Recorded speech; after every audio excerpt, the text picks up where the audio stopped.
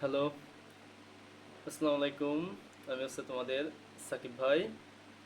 আজকে আমাদের আলোচনার টপিক হচ্ছে এসএসসির একদম লাস্টের বায়োলজির অধ্যায়, বায়োটেকনোলজি অ্যান্ড জীব প্রযুক্তি, তোমরা যেটাই বল না কেন। এবার আসো, বায়োটেকনোলজি কেন নামটা হয়েছে। বায়োলজি হচ্ছে জীবন সম্পর্কিত বিজ্ঞান এবং টেকনোলজি হচ্ছে এখানে যে প্রযুক্তিগুলো ইউজ করা হবে সেইটা। এই দুটো মিলে এক হচ্ছে তোমাদের বায়োলজির জ্ঞান এবং হচ্ছে টেকনোলজি, দুটো মিলে হয়েছে বায়োটেকনোলজি। এখন আসো, এইখানে আমাদের কি কি পার্সপেক্টিভ আছে এবং কোথায় কোথায় আমাদের গুরুত্ব দিতে হবে সে বিষয়ে আমরা আস্তে আস্তে আলোচনা করব। আমাদের ফার্স্টে হচ্ছে জীব প্রযুক্তি বা বায়োটেকনোলজি কাকে বলে। এখানে বায়োটেকনোলজি শব্দটি ফার্স্ট কবে ইউজ হয়েছে আমাদের এটা জানতে হবে। এটা ফার্স্ট ইউজ করছে হাঙ্গেরীয় প্রকৌশলী কার্ল এরিকি। মনে রাখবা, বায়োটেকনোলজি শব্দটি তাহলে কে ইউজ করছে? হাঙ্গেরীয় প্রকৌশলী কার্ল এরিকি। নেক্সট আমাদের টপিক হচ্ছে টিস্যু কালচার। হ্যাঁ, এবার আসো, টিস্যু সাধারণত হচ্ছে টিস্যু কালচার করা হয় কাদের? উদ্ভিদের। সাধারণত উদ্ভিদের হচ্ছে টিস্যু কালচার করা হয়, মানে একটা টিস্যু থেকে অনেকগুলো উদ্ভিদের জন্ম, বা উদ্ভিদ থেকে উদ্ভিদের জন্ম কিসের মাধ্যমে? টিস্যুর মাধ্যমে। এটাকে বলা হচ্ছে টিস্যু কালচার। এখন টিস্যু কালচারে হচ্ছে কয়েকটা ধাপ আছে। একটা থেকে তুমি একটা জিনিস থেকে মানে শিকড় বা মূল কিছু বাদে শুধু একটা টিস্যু থেকে তুমি অনেকগুলো উদ্ভিদ সৃষ্টি করবে। এখানে তো তোমার কিছু না কিছু উপায় অবলম্বন করা অবশ্যই লাগবে। এই যে উপায়গুলো আমরা অবলম্বন করব, এটা হচ্ছে সাধারণত 5 থেকে 6টা আমাদের পার্সপেক্টিভ ফলো করতে হবে আস্তে আস্তে। তাহলে আমরা টিস্যু কালচার ফুলফিল একটা প্রযুক্তি আমরা পাবো। এইবার আসো, ফার্স্টে আমাদের তৈরি করতে হবে আবাদ মাধ্যম। টিস্যু কালচারে ফার্স্টে আমাদের কি করতে হয়?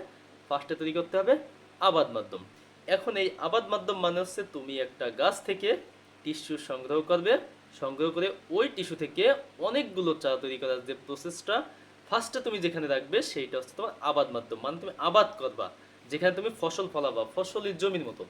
এখন এই আবাদ মাধ্যমে তোমার হচ্ছে পুষ্টি দিতে হবে, ভিটামিন দিতে হবে, খনিজ লবণ দিতে হবে এবং এখানে একটা সেমি সলিড উপাদান দিতে হবে। এই উপাদানটার নাম হচ্ছে তোমার এগার। তাহলে তোমার ফার্স্টে মনে রাখতে হবে আবাদ মাধ্যমে সেমি সলিড উপাদান তাহলে কোনটি? সেটা হচ্ছে এগার। এইবার আসো আমাদের নেক্সট হচ্ছে ওই যে আবাদ মাধ্যম তুমি স্থাপন করছো এইটাকে জীবাণুমুক্ত করতে হবে। এখন কোনো কিছু জীবাণুমুক্ত করতে হলে আমরা ফার্স্টেই জানি তাপ দিতে হয়। যেমন ধরো পানি খেয়ে যদি জীবাণুমুক্ত করতে হয় আমরা পানিকে আমরা ফুটাই। এরকমের কোনো কিছু জীবাণুমুক্ত করতে হলে ফার্স্টে হচ্ছে তাপের কন্ডিশন। এইবার আসো আমরা যদি আবাদ মাধ্যমকে জীবাণুমুক্ত করি, এখানে তোমার একটা যন্ত্রের নাম আসবে অটোক্লেভ। মাথায় সেট করে নাও, অটোক্লেভ নামটা আসলেই তোমার তাপমাত্রা চলে আসবে 121 ডিগ্রি।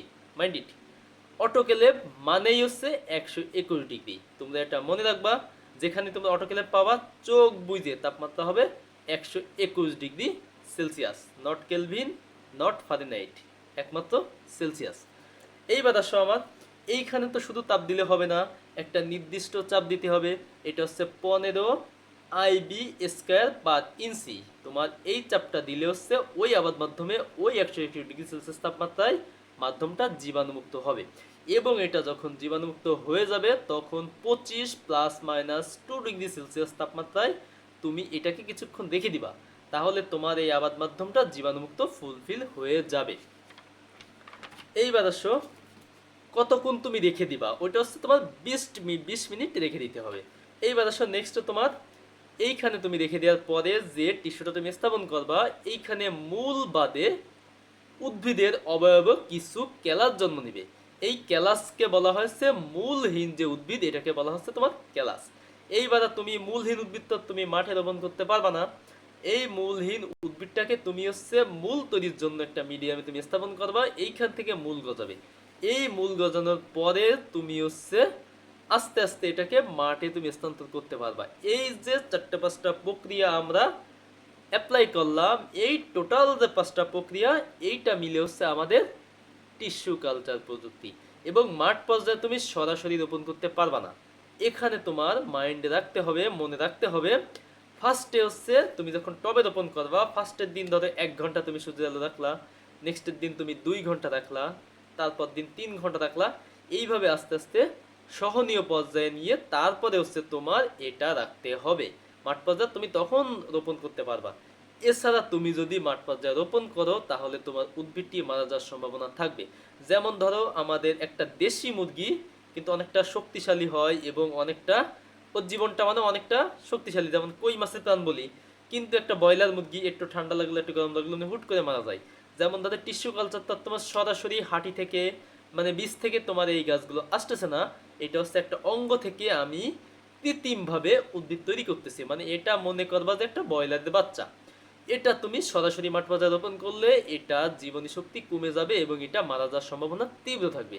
তাই এটা সহনীয় পর্যায়ে মাঠ পর্যায়ে যখন তোমার শুয়ে যাবে তখনই তুমি এটা মাঠে রোপণ করতে পারবা। Mind it. তাহলে আমাদের টিস্যু কালচার প্রযুক্তি যদি চলে যায়, এরপরে আস্তে আস্তে টিস্যু কালচার প্রযুক্তির ব্যবহার।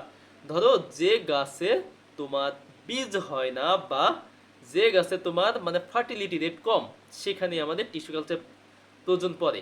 যেমন ধরো তোমার কলার বীজ, কিছু হাইটে কলা আছে বা হাঁটিযুক্ত মানে বীজযুক্ত কলা আছে, কিন্তু কলার বীজে কি কখনো গাছ হতে দেখছো? আসলে কলার বীজে গাছ হয় না। সাধারণত কলার বীজে গাছ হয় না। কলা গাছ আছে শাকরের মাধ্যমে, গোড়া থেকে কলা গাছ মানে শিকড় থেকে একটা কলা গাছ থেকে আরেকটা কলা গাছের জন্ম হয়, এটাকে বলা হয় শাকার বা মূলের মাধ্যমে বংশ বিস্তার। আমাদের টপিক এটা না, আমাদের টপিক হচ্ছে টিস্যু কালচার ব্যবহার। ধরো এই যেমন চন্দ্রমল্লিকা, চন্দ্রমল্লিকা মানে একটা গাছ থেকে তোমার অনেকগুলো উদ্ভিদ তৈরি করা সম্ভব এই টিস্যু কালচারের মাধ্যমে। যেমন ধরো একটা চন্দ্রমল্লিকা গাছ থেকে হচ্ছে 88 কোটি চন্দ্রমল্লিকা তৈরি করা সম্ভব, এবং একটা অর্কিড গাছ থেকে তোমার প্রায় 40,000 অর্কিডের চারা তৈরি করা সম্ভব এই টিস্যু কালচারের মাধ্যমে। এরপরে ধরো অন্যান্য যত গাছ আছে যেখানে হচ্ছে ম্যাক্সিমাম হচ্ছে অর্কিডেরই, এই টিস্যু কালচারের মাধ্যমে ম্যাক্সিমাম হচ্ছে অর্কিডের চারাটাই বেশি তৈরি করা হয়। এছাড়া ধরো অন্যান্য যাদের ক্ষেত্রে তোমার বীজ থেকে চারা তৈরি করা সম্ভব নয়, সেখানে হচ্ছে তোমার এই টিস্যু কালচারের মাধ্যমে বা মেরিস্টেম কালচারের মাধ্যমে তোমার চারা তৈরি করা হয়। এখানে একটা গুরুত্বপূর্ণ পয়েন্ট চলে আসে, মেরিস্টেম কালচার। মেরিস্টেম কালচারটা হচ্ছে on kind of tissue culture, এটার মাধ্যমে হচ্ছে রোগ মুক্ত চারা তৈরি করা হয়। তাহলে তোমাদের যদি কোশ্চেন আসে রোগ মুক্ত চারা তৈরিতে কোনটি ব্যবহার করা হয়, তোমরা সেখানে অ্যান্সার দিবা হচ্ছে মেরিস্টেম কালচার। মনে রাখবা মাধ্যমে কালচারের মাধ্যমে হচ্ছে রোগ মুক্ত চারা তৈরি করা সম্ভব হয়। এইবার আসো আমাদের উড়োজাহাজ বা রকেট বা বিমান চালাতে একটা তেলের দরকার হয়, একটা অয়েল জ্বালানির দরকার হয়, এবং এই জ্বালানিটা সংগ্রহ করা হয় হচ্ছে তিমি মাছের তেল থেকে। এখন ধরো তিমি তো একটা স্তন্যপায়ী প্রাণী বা তিমি হচ্ছে একটা স্তন্যপায়ী, কিন্তু তোমরা বলতে পারো স্তন্যপায়ী এটা তো থাকে তো পানিতে, কিন্তু পানিতে থাকলে এটা একটা স্তন্যপায়ী, কারণ যে তিমি হচ্ছে সন্তান প্রসব করে এবং বাচ্চাকে স্তন থেকে দুগ্ধ পান করায়, এই জন্য তিমি হচ্ছে ব্যতিক্রমধর্মী স্তন্যপায়ী প্রাণী। এবার আসো এই তিমি মাছ যদি আমরা শিকারের পর শিকার করতে থাকি, আস্তে আস্তে তো তিমির সংখ্যা কমে যাবে, জীব বৈচিত্র্য ডাইভার্সিটি লস পাবে। এই জন্য এই তিমি মাছ থেকে তেল অপসারণকে হচ্ছে নিরুৎসাহিত করা হয়। এখন এই তেলটা সাইডে তো যোগান দিতে হবে, যেহেতু বর্তমান বিশ্ব হচ্ছে তোমার মডারেট বিশ্ব, আমাকে দেশ তো তাল মিলিয়ে বিমানও চালাতে হবে, রকেটও চালাতে হবে। এই জন্য একটা গাছ আছে জোজোবা, এই জোজোবা গাছ থেকে যে তেলটা তৈরি করা হয় সেই তেলটা ওই তিমি মাছের তেলের সাপ্লিমেন্ট হিসেবে ব্যবহার করা যায় বা অ্যান্টি পার্টিকেল হিসেবে ব্যবহার করা যায়। এইখানে যে তেলটা তুমি ব্যবহার করবা এটা হচ্ছে সেম মানে তোমার দেবে, সেম উপাদান দিবে, ওইখানেও যে যে মানে ব্যবহারের ফার্টিলিটি এইখানেও সেম ফার্টিলিটি তুমি ইউজ করতে পারবা। তাইলে যদি যেটা আমি উদ্ভিদ থেকে পাচ্ছি, উদ্ভিদ তো মানে ওই জোজোবা গাছের একটা টিস্যু থেকে হাজার হাজার গাছ তৈরি করা সম্ভব হচ্ছে। তাহলে দেখো আমাদের তিমিও শিকার করা লাগতেছে না, বায়োডাইভার্সিটিও লস হচ্ছে না, আবার একটা জোজোবা গাছ থেকে হাজার হাজার জোজোবা গাছ আমি টিস্যু কালচারের মাধ্যমে তৈরি করতে পারতেছি। এই হচ্ছে টিস্যু কালচারের ব্যবহার। এইগুলো তুমি গুছায় লিখলে, কয়েকটা 5টা 7টা পয়েন্ট লিখলে এনাফ টিস্যু কালচারের ব্যবহার, তাইলে তোমাদের ফুল মার্ক চলে আসবে। এইবার আসো জেনেটিক ইঞ্জিনিয়ারিং। এই জেনেটিক ইঞ্জিনিয়ারিং যখন আসবে, জেনেটিক মানে কি? জিন সম্পর্কিত। তাহলে জেনেটিক ইঞ্জিনিয়ারিং মানে কি? এটা কিন্তু আবার তারেক রহমানের ভোট ইঞ্জিনিয়ারিং না, তোমরা এখানে একটু সাবধান থাইকো। ভোট ইঞ্জিনিয়ারিং না, এটা হচ্ছে জেনেটিক ইঞ্জিনিয়ারিং, মানে হচ্ছে জিন স্থানান্তরের মাধ্যমে যে ইঞ্জিনিয়ারিং প্রক্রিয়ায় তোমাদের উদ্ভিদ বা প্রাণী তুমি তৈরি করবা সামনে উচ্চ ফলনশীল বা হাইব্রিড জাতীয়, সেটা হচ্ছে তোমার জেনেটিক ইঞ্জিনিয়ারিং ফসল। এবার আসো ফার্স্টে জেনেটিক ইঞ্জিনিয়ারিং এর মধ্যে জিএমও, জেনেটিক্যালি মডিফাইড অর্গানিজম। এই জিএম এর পুনরূপটা তোমাদের কিন্তু ম্যাক্সিমাম সময় পরীক্ষায় আসে, এমসিকিউতে আসে, সৃজনশীলে ক নম্বরে ম্যাক্সিমাম সময় দিয়ে দেয়। এটা তোমরা মনে রাখবা, জিএমও মানে হচ্ছে জেনেটিক্যালি মডিফাইড অর্গানিজম। এইবার আসো এইখানে কোনোটিকে আবার বলা হয় ট্রান্সজেনিক উদ্ভিদ। ট্রান্সজেনিক মানে হচ্ছে বিভিন্ন উপাদান ট্রান্সফার, এর মধ্যে ম্যাক্সিমাম উপাদান হচ্ছে ডিএনএ বা জিনের যে ট্রান্সফার, এই ট্রান্সফারের মাধ্যমে যে উদ্ভিদটা তৈরি করা হয় তাকে বলা হয় ট্রান্সজেনিক উদ্ভিদ। এইবার আসো আমাদের জিএমও প্রযুক্তির কয়েকটা ধাপ। টিস্যু কালচার প্রযুক্তি হচ্ছে উদ্ভিদের ক্ষেত্রে 5টা ধাপ, আর রিকম্বিনেন্ট ডিএনএ বা জিএমও প্রযুক্তি হচ্ছে প্রাণীর ক্ষেত্রে 5টা ধাপ। তাহলে ফার্স্টে আমাদের কি করতে হবে, মাতা বা মাতৃ প্রাণী সিলেক্ট করতে হবে যেখান থেকে তুমি একটা ডিএনএ কালেক্ট করবা, এবং যার দেহে তুমি ডিএনএটা স্থাপন করবা এই দুটো ডিএনএ তোমার কালেক্ট করতে হবে। এই ডিএনএ তোমার যখন কালেক্ট হয়ে যাবে তখন হচ্ছে ডিএনএ কাটার জন্য তোমার একটা উপাদান দরকার হবে। এখন কোনো কিছু কাটতে হলে আমাদের ছুরি লাগে, কাঁচি লাগে। এখন তোমার জেনারেল সিজার বা জেনারেল কাঁচি দিয়ে তো তুমি ডিএনএ কাটতে পারবা না, ডিএনএ তো খুবই সূক্ষ্ম। এই ডিএনএ কাটতে হলে তোমার একটা স্পেশাল এনজাইম লাগবে, তার নাম হচ্ছে রেস্ট্রিকশন এনজাইম।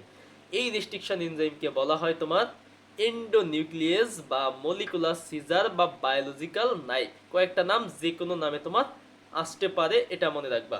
তাহলে আমাদের কি দিয়ে কাটা হচ্ছে ডিএনএ গুলো, এন্ডোনিউক্লিয়েজ এনজাইম বা মলিকুলার সিজার বা বায়োলজিক্যাল নাইফ।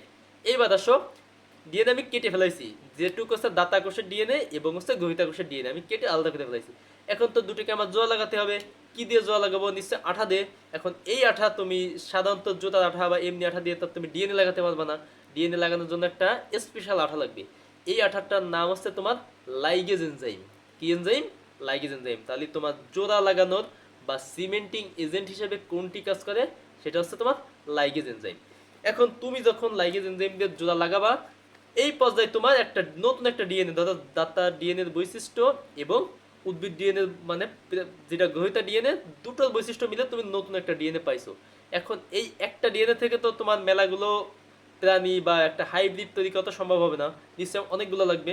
এই অনেকগুলা তৈরি করার জন্য হচ্ছে ইকোলি ব্যাকটেরিয়া বা ইসাশিয়া কোলি ব্যাকটেরিয়া দেহে ওই ডিএনএটা প্রবেশ করানো হবে। আর ব্যাকটেরিয়া হচ্ছে অত্যন্ত রিপ্রোডাকশন, মানে ওর ফার্টিলিটি রেট অনেক বেশি, একটা দিনেও প্রায় 72টা জেনারেশন তৈরি করতে পারে। তাহলে আমাদের কি করতে হবে, তাহলে ওইখানে ঢুকলে আমাদের একটা ডিএনএ থেকে অনেকগুলো ডিএনএ সাপ্লিমেন্ট আমাদের দিবে। তাহলে ওই একটা ডিএনএ থেকে যদি অনেকগুলো পাই আমাদের তাহলে কাজ অনেকটা ইজিলি হয়ে গেল।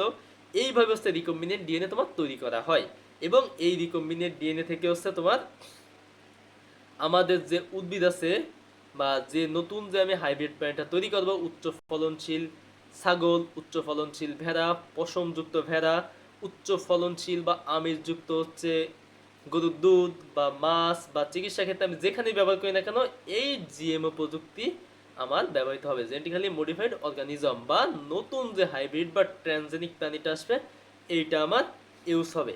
এইখানে রিকম্বিনেন্ট ডিএনএ একটা চিত্র আছে, এই চিত্রটা তুমি এই ব্যাখ্যাটা দেওয়ার পরে এক্সামের সময় এই চিত্রটা তুমি আঁকায় দিবা, তাহলে ফুল মার্ক চলে আসবে ইনশাল্লাহ। এইবার আসো জেনেটিক ইঞ্জিনিয়ারিং ব্যবহার, কোথায় কোথায় আমাদের জেনেটিক ইঞ্জিনিয়ারিং ব্যবহার হয়। এক মিনিট ওয়েট করো।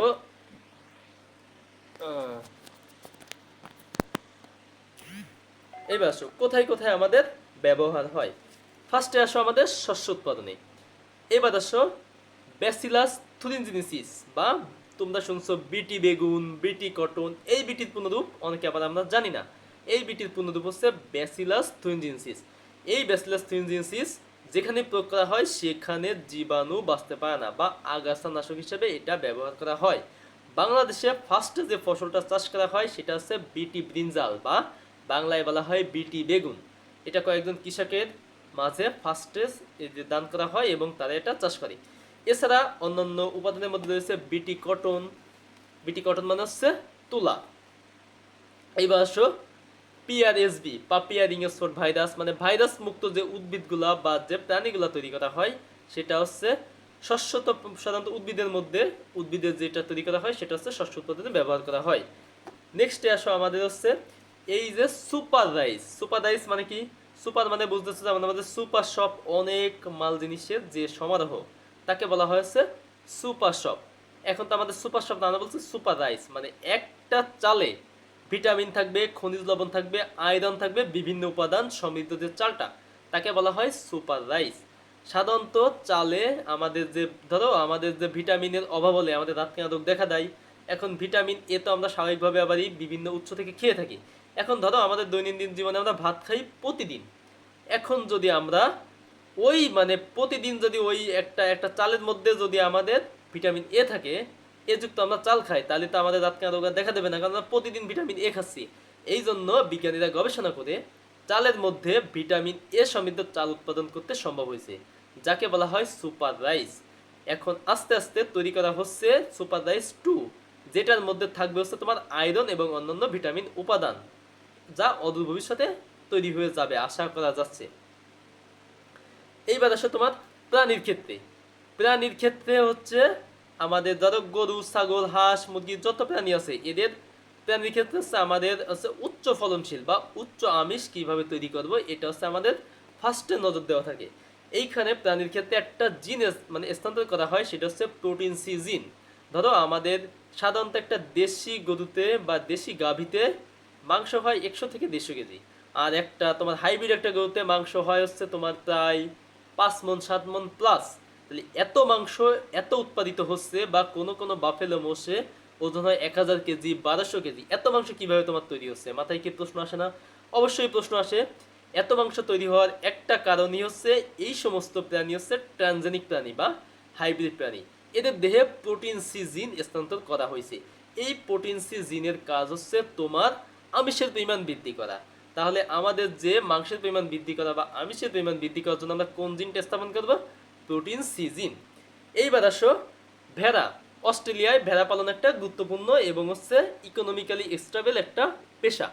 ভেড়া থেকে আমরা পাই হচ্ছে উন্নত মানের তুলা, এবং ওই পশম থেকে হচ্ছে তুলা তৈরি করা হয়, এবং হচ্ছে উন্নত মানের মাংস। ভেড়ার মাংসের চর্বির পরিমাণ খুব একটা থাকে না, এই জন্য স্বাস্থ্যের পক্ষে উপকার। এখন এই ভেড়ার যে ক্লোভার, ভেড়া একটা ঘাস খায়, ঘাসের নাম হচ্ছে ক্লোভার ঘাস। এখন এই ঘাসে আয়রনের পরিমাণ খুব একটা থাকে না বলে ভেড়ার লোমটা হচ্ছে সিল্কি লোম হয়, এবং তা থেকে উন্নত মানের তুলা তৈরি করা সম্ভব হয় না। এখন এইখানে তো দরকার হচ্ছে আয়রনের পরিমাণ। এখন ভেড়ার যে ঘাসটা খায় ক্লোভার ঘাস, এখন এই ঘাসের মধ্যে যদি আমি ওই আয়রনের জিনটা স্থাপন করতে পারি, তাহলে আমার উন্নত মানের ভেড়ার পশম এবং মাংসযুক্ত ভেড়া তৈরি হবে। এইখানে এই জন্য দুটা জিন স্থাপন করা হয়, কাইস ই এবং কাইস এম। মনে রাখবা, ভেড়ার ফলনশীলতার জন্য দুটা জিন ইউজ করা হয়, একটা হচ্ছে কাইস ই আর একটা হচ্ছে কাইস এম। এইবার আসো নেক্সট মৎস্য উৎপাদনে। ধরো বর্তমানে আমাদের বাকটিবি বাও, মানে যেটা ময়মনসিংহ অবস্থিত, বাংলাদেশের 1 নম্বর এগ্রিকালচার ইনস্টিটিউট, এইখানের কিছু পাঙ্গাস মাছ নিয়ে গবেষণা করছে। এক একটা মাছে প্রায় 2.5 মণ থেকে 3 মণ ওজন হয়। এটা গবেষণা পর্যায়ে আছে এবং রিসার্চেবল অবস্থায় আছে, যা মানে মাঠ পর্যায়ে দিলে মানুষের বডিতে কোনো খারাপ ইফেক্ট পড়বে কিনা এটা এখনো গবেষণা পর্যায়ে আছে। এটা দেওয়া হইলে যদি এটা মানুষের দেহে কোনো খারাপ ইফেক্ট না ফেলায়, তাহলে এটা মাঠ পর্যায়ে দিলে আমাদের মাছের চাহিদা অনেকটা লাঘব হয়ে যাবে, মানে মাছের চাহিদা অনেকটা পূরণ করতে এরা সক্ষম, এবং প্রোটিনের চাহিদা পূরণের একটা হিউজ একটা বিকল্প আমাদের হাতে চলে আসবে, সহজলভ্য একটা উপায়। এখন আসো, এই যে মাছটা অল্প দিনের মধ্যে এত পরিমাণে ওজন হচ্ছে, এত পরিমাণে প্রোটিন সাপ্লাইয়ের জন্য ক্যাপাবিলিটি অর্জন করছে, এর একটা মাত্র উপাদান হচ্ছে গ্রোথ প্রোটিন জিন। কি জিন? গ্রোথ প্রোটিন জিন, যা প্রায় মাছের ওজন 60 ভাগ পর্যন্ত বৃদ্ধিতে সম্ভব। ধরো একটা পাঙ্গাসের ওজন যদি তোমার 1 কেজি হয় স্বাভাবিকভাবে, ওই পাঙ্গাসটার ওজন এই গ্রোথ জিনটা দেওয়ার পরে ওজন হবে 60 কেজি। তাহলে বুঝতে পারতেছো মানে কতটা বেশি হবে ওজনটা, প্রায় 60 ভাগ বৃদ্ধি পাবে। এইবার আসো চিকিৎসা ক্ষেত্রে। আমরা সাধারণত বলি জন্ডিস। জন্ডিসের একটা নাম আছে, সাইন্টিফিক্যাল নাম আছে হেপাটাইটিস বি, এবং জন্ডিসের কয়েকটা টাইপ, জন্ডিসের 4টা টাইপ আছে, বা অনেক সময় বলা হয় 5টা টাইপ। জন্ডিসের মেইন 2টা টাইপ হচ্ছে তোমার হেপাটাইটিস বি এবং হেপাটাইটিস সি। হেপাটাইটিস বি হচ্ছে তোমার হেপা ডিএনএ ভাইরাস দ্বারা হয়, এবং হেপাটাইটিস তোমার সি হচ্ছে তুষের আগুন বলা হয়, এটা হচ্ছে তোমার আরএনএ ভাইরাস দ্বারা হয়। এবার আসো, সাধারণত জন্ডিস হয় হচ্ছে হেপাটাইটিস বি দ্বারা। হেপাটাইটিস বির লক্ষণ হচ্ছে তোমার মেইনলি হচ্ছে তোমার লিভারে আক্রমণ করবে, তোমার বডি হলুদ হয়ে যাবে, তোমার খাবার অরুচি হবে, বমি ভাব হবে, এবং আস্তে আস্তে তোমার লিভারটাকে পচিয়ে ফেলবে এবং ধ্বংস করে ফেলবে। এটা হচ্ছে তোমার হেপাটাইটিস বি। এখন এই হেপাটাইটিস বি থেকে মুক্ত হওয়ার জন্য আমাদের তো নিশ্চয়ই মেডিসিন আবিষ্কার হয়েছে, যেহেতু চিকিৎসা ক্ষেত্র নিয়ে আমরা আলোচনা করছি। এই হেপাটাইটিস বি থেকে মুক্তি পাওয়ার জন্য একটা মেডিসিন হচ্ছে ইন্টারফেরন। নামটা কি? ইন্টারফেরন। তাহলে জন্ডিস রোগের চিকিৎসায় কোনটি ব্যবহার করা হয়? ইন্টারফেরন। হেপাটাইটিস বি রোগের চিকিৎসায় কোনটি ব্যবহার করা হয়? ইন্টারফেরন। এবং এই ইন্টারফেরন তৈরি করা হয়েছে তোমার এই জিএমও বা জেনেটিক্যালি মডিফাইড অর্গানিজম, এই সমস্ত এইখান থেকে তোমার এই মানে রিকম্বিনেন্ট ডিএনএর মাধ্যমে এটা তৈরি করা হয়। এইবার আসো নেক্সট ইনসুলিন, যারা আমাদের আশপাশে বাবা আছে, মা আছে, কারো দাদি আছে, দেখবা যে বৃদ্ধ বয়সে অনেকের ডায়াবেটিসের সমস্যা দেখা যায়। ডায়াবেটিস মানে হচ্ছে বহুমূত্র রোগ, মানে ঘন ঘন প্রস্রাব হওয়া। এই ডায়াবেটিস হচ্ছে দুইটা টাইপ, একটা হচ্ছে টাইপ 1 এবং টাইপ 2। একটা হচ্ছে ডায়াবেটিস ইনসিপিডাস আর একটা হচ্ছে ডায়াবেটিস মেলাইটাস। সাধারণত আলোচনা করা হয় হচ্ছে ডায়াবেটিস মেলাইটাস নিয়ে। ডায়াবেটিস মেলাইটাস হলে হচ্ছে তোমাদের ইনসুলিনের প্রয়োজন পড়ে। এই ইনসুলিনটা হচ্ছে রক্তে, যখন ডায়াবেটিস হয় ইনসুলিনের পরিমাণ হচ্ছে কমে যায়। এখন এই ইনসুলিনটা হচ্ছে তোমার ব্যাকটেরিয়ামের মাধ্যমে, ওই রিকম্বিনেট প্রযুক্তির মাধ্যমে ইনসুলিনটা তৈরি করা হয়। আগে তৈরি করা হতো শূকরের রক্ত থেকে, কিন্তু বর্তমানে আধুনিক চিকিৎসা ব্যবস্থায় শূকর ব্যবহার করা হয় না, ব্যবহার করা হয় ব্যাকটেরিয়ামের মাধ্যমে এটা তৈরি করা হয়। এবং ফার্স্ট এটা বাজারজাতকারী হচ্ছে হিউমুলিন নামে। এইবার আসো, ইলি লিলি ভার্সেস কোম্পানি হিউমুলিন নামে ফার্স্টে বাজারজাত করে। এই ইনসুলিনটা থেকে হচ্ছে তোমার ডায়াবেটিস রোগের ওষুধ তৈরি করা হয়। নেক্সটে আসো তোমার হচ্ছে মানুষ যে খাটো হয় বা বেটে হয় এদের বলা হচ্ছে ডারফিজম। এইখানে হচ্ছে এই ধরো যাদের হচ্ছে গ্রোথ জিন যদি এখানে তোমার অ্যাপ্লাই করা হয় তাহলে মানুষ আস্তে আস্তে লম্বা হয়। যেমন ধরো বিভিন্ন জায়গায় দেখবে যে জিমে যেয়ে মানুষ লম্বা হয়ে যাচ্ছে, কেন লম্বা হয়? ওদের প্রোটিন সাপ্লিমেন্ট খাওয়ায় লম্বা হওয়ার জন্য। ঠিক আছে, এইবার সব পরিবেশ সুরক্ষায়। পরিবেশে ধরো, পরিবেশের মধ্যে ডিকম্পোজার কাদের বলা হয়? ব্যাকটেরিয়া এবং হচ্ছে কেঁচো। এই দুটো হচ্ছে ন্যাচারাল তোমার ডিকম্পোজার, মানে সবকিছু পচাতে সাহায্য করে। এখন ধরো সমুদ্রে যে তেলবাহী জাহাজগুলো আছে, কিছুদিন আগে ইরান এবং আমেরিকার যুদ্ধে যে হরমুজ প্রণালীটা বন্ধ করে দিল, এইখান থেকে যে তেলগুলো তোমার সাপ্লাই হয়, এই তেলটা অনেক সময় হচ্ছে তোমার সমুদ্রে রিলিজ হয়। এখন এই তেলটা অপসারণের জন্য তো কিছু না কিছু লাগবে, না তো পানির যে উপরে ফাইটোপ্ল্যাঙ্কটন থাকে, জু প্ল্যাঙ্কটন থাকবে, মাছের যে ডিম থাকবে, এইগুলো নষ্ট হয়ে যাবে এবং জীব বৈচিত্র্যের পরে একটা বিরূপ একটা ইফেক্ট পড়বে, যা তো কখনোই কাম্য নয়। এই জন্য ন্যাচারালি কিছু উপাদান থাকে, যেমন হচ্ছে ব্যাকটেরিয়াম থাকবে, পেসোডোমোনাস নামে ব্যাকটেরিয়া। এরা হচ্ছে তোমার ওই যে আবর্জনা এবং যে তেল, এটাকে ভক্ষণ করতে বা খেয়ে ফেলতে বা রিলিজ করতে সাহায্য করে। তাহলে এবং যে হাইড্রোকার্বনগুলো থাকবে এইগুলো রিলিজ করতে এই পেসোডোমোনাস ব্যাকটেরিয়া সাহায্য করবে। এই ছিল আমাদের বায়োলজির ক্লাস 10 বা মানে 9-10-এর যে লাস্টের অধ্যায়, এটার আলোচনা। আশা করি ক্লাসটা দেখলে তোমাদের উপকার হবে। ইনশাল্লাহ আমার জন্য দোয়া করো এবং তোমরাও সুস্থ থাকো। আমিন।